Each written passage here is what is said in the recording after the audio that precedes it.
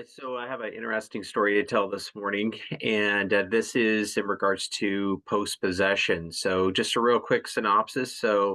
Representing a seller, and we negotiated with the buyer for the seller to stay in the home and on the property 2 weeks after closing, in order for the seller to be able to move. The seller has been living in her RV in the backyard mainly. And the house, she still has some personal effects in the house, but the majority of her personal effects are in the trailer in the backyard. Anyways, so transaction closed.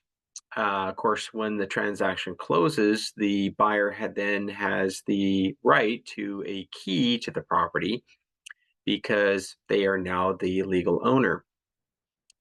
So legal owner has the key, got the key the day of closing, and that's not unusual. That's proper protocol.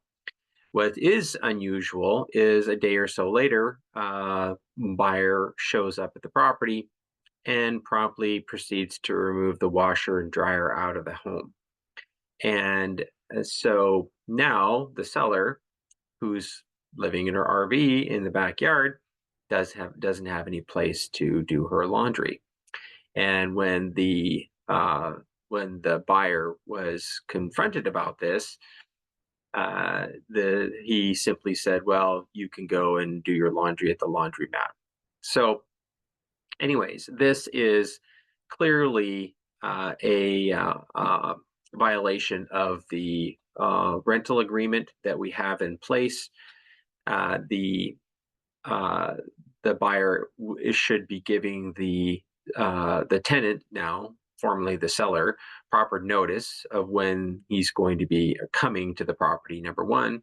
And also, number two, he can't be removing any of the personal property that is in the home, even though the appliances are noted to stay with the home. He doesn't have the right to be able to come in and start removing that property from the home until the seller has vacated the property and officially handed over possession. So, just an interesting thing, doesn't come up a lot.